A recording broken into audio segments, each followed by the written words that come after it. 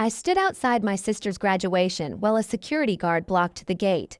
He said it was a private event and my name wasn't allowed inside. I smiled, thinking it had to be a mistake.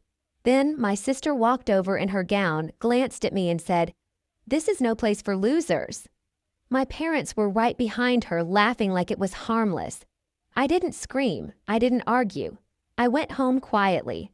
What none of them knew was this wasn't humiliation. It was a decision. Because that same night, I changed one sentence, and her entire future started to unravel after that. My name is Evelyn. I'm in my mid-30s, and on paper, my life looks fine. I work an administrative job that pays the bills. I live alone in a small one-bedroom apartment in West Haven. It's quiet, clean, predictable. The kind of place you end up with when you've spent most of your life making sure other people are okay before checking on yourself. Growing up, I was the older sister. The easy one. The one who didn't cause problems. Before Jessica was born, my parents used to say I was mature for my age. After she arrived, that same word started meaning something else. It meant I should understand. I should wait. I should give in. Jessica needed more attention. Jessica was sensitive. Jessica had potential. That pattern never really changed. When Jessica went to college, my parents framed it as a family effort. They didn't ask directly. They never do. It was more like, "She's so lucky to have a sister like you," or "You're better with money anyway." So I helped. I covered her rent. I took care of some bills. Not exact numbers, just whatever kept her afloat. I told myself it was temporary, that it meant something. Jessica never thanked me. Not directly. She didn't have to. My parents praised her for being independent while quietly sending me reminders when payments were due. I learned to separate my feelings from my actions. That's what responsible adults do, right? The only people who ever noticed were my grandparents. They'd call to check in, ask how work was going, tell me they were proud of me. Small things, but they mattered. They made me feel visible in a family where being useful was often mistaken for being loved. When Jessica's graduation came up, no one formally invited me. There was no message asking if I could make it. I found out through the family chat photos of decorations and excited comments flying by like I was already supposed to be there. I assumed it was implied. Of course I'd come. I was her sister. I picked out a simple outfit. Nothing flashy. I didn't want attention. I just wanted to show up. I didn't know that showing up was the one thing they never planned for. The house was easy to find. Cars lined the street, music drifting from the backyard, balloons tied to the fence like they were announcing something important to the entire neighborhood. I parked a block away and walked the rest, smoothing my shirt, reminding myself to smile. This was Jessica's day. I wasn't there to take up space. I just wanted to be present. At the gate, a security guard stepped in front of me with a practiced smile that didn't reach his eyes.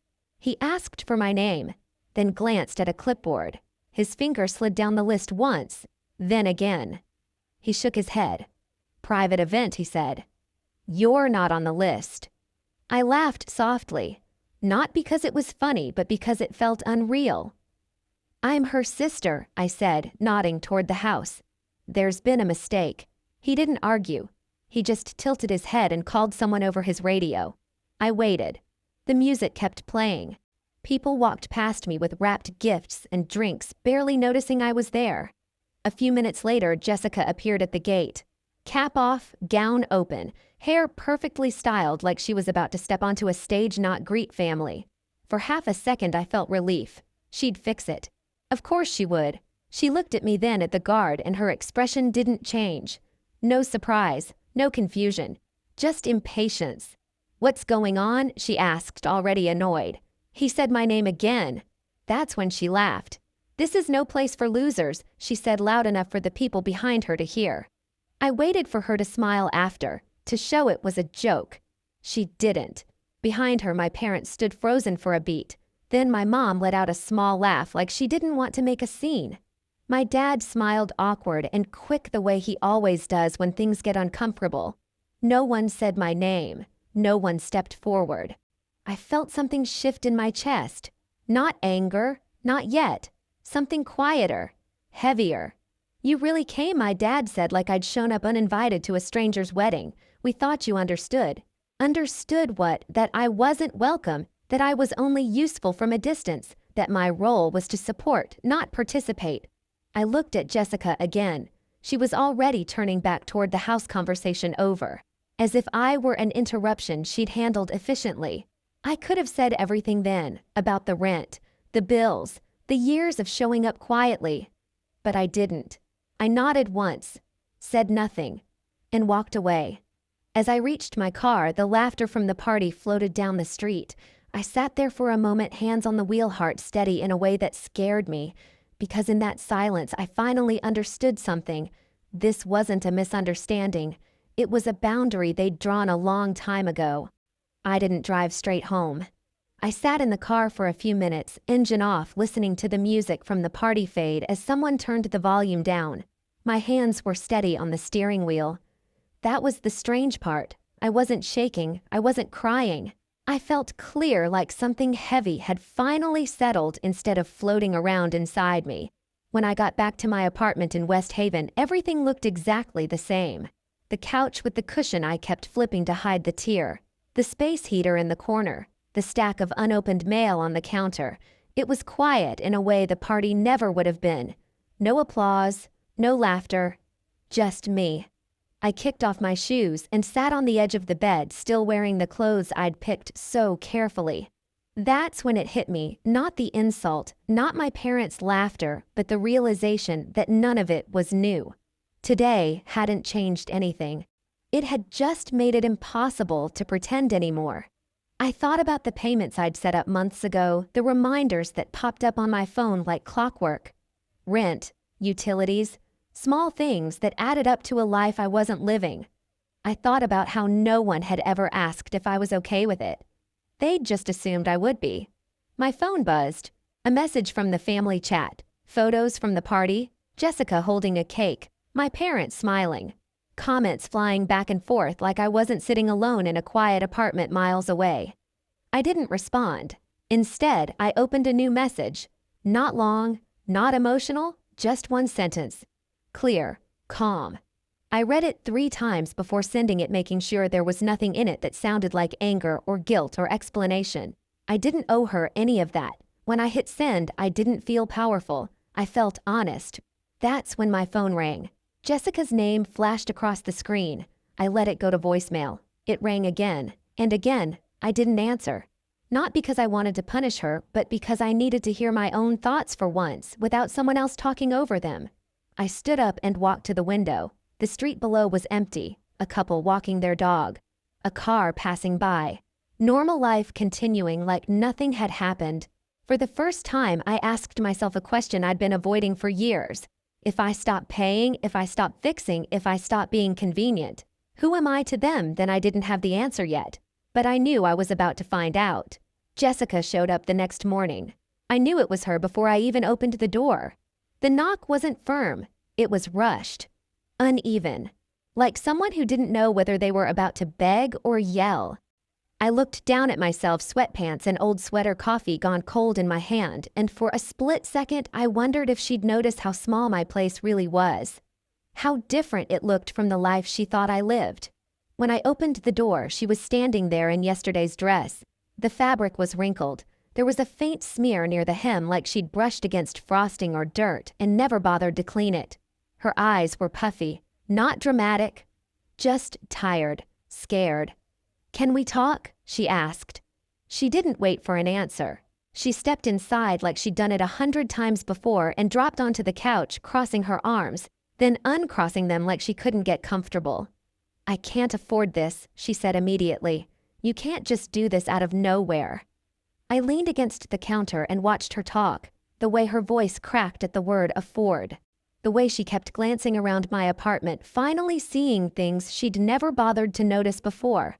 The worn couch, the heater I moved from room to room in the winter, the fact that nothing here suggested extra money. "You could have talked to me," she said. "You could have told me you were upset."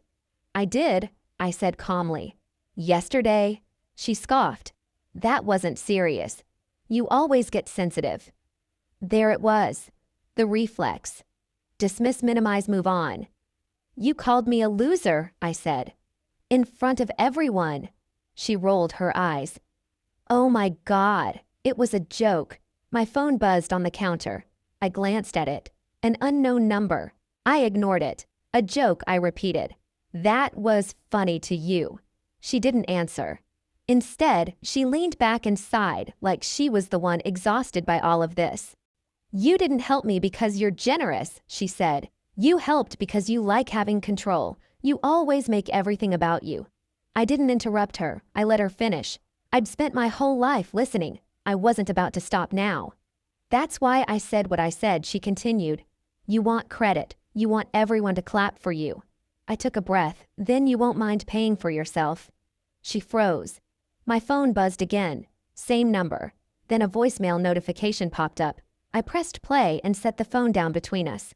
It was my grandmother. Her voice was soft, steady. She said she'd heard what happened, that they hadn't been invited either, that my sister's words were cruel, that my parents' silence was worse. She said she was proud of me, that she and Grandpa would stop by later with coffee if that was okay. Jessica's face drained of color. They weren't invited, I asked quietly. She looked down at her hands. Mom said, she said Grandpa always complains, that he'd ruin the mood. He paid for Dad's first car, I said, and Mom's medical bills. Jessica didn't argue. She didn't need to. The truth was already sitting between us. Another knock came at the door an hour later. My grandparents' car was parked outside, familiar and unassuming. Jessica stood up immediately. I should go, she muttered. I have to study. She slipped out without looking at them. My grandparents stayed for 2 hours. We didn't talk about the party much. We talked about work, about how fast time moves when you're not paying attention, about ordinary things that suddenly felt rare. Before they left, Grandpa squeezed my shoulder. You don't owe anyone your silence, he said. After they were gone, the apartment felt different. Not heavier, quieter in a way that felt earned. I sat on my bed phone in my hand and finally checked my messages. That's when Megan's name popped up. She came by that afternoon, awkward and apologetic, holding a container she clearly didn't know what to do with. She sat on the edge of the chair and took a deep breath. I didn't know they wouldn't let you in, she said. And when Jessica said that thing, I laughed. Not because it was true, because I didn't know how not to. I nodded. I know. Then she pulled out her phone. There's something you need to see. It was a group chat, Jessica and her friends, messages scrolling back months, jokes about how I paid her bills, how I'd always show up anyway, how I was obsessed with being included. One message stood out, followed by laughing emojis. He pays my rent and still gets treated like garbage. Loser. I stared at the screen. I didn't feel angry. I felt confirmed. Can you show this to Mom? Megan asked quietly. I nodded once. That evening, I opened the family chat and dropped the screenshot in. No explanation, no caption. Just proof. The chat went silent. Minutes passed. Then Aunt Linda left the group. Just gone. I didn't wait for the rest. I drove to my parents' house. My mom opened the door looking shaken. My dad sat on the couch, hands clasped like he'd been expecting a lecture. Jessica wasn't there. I didn't sit down. I told them everything. About the payments. About being invisible. About standing outside a gate while they laughed. I told them I was done fixing things they broke and pretending that love meant compliance. I'm not punishing anyone, I said. I'm choosing myself. My dad looked at the floor. My mom opened her mouth, then closed it. I left before they could explain. That night I posted the truth online. Not names, just facts. I wrote until there was nothing left to hold in. And for the first time, I slept without feeling like I was waiting for permission. The fallout didn't come all at once. It came quietly. The family chat stayed silent. No apologies, no explanations, just an emptiness where noise used to be. I didn't chase it.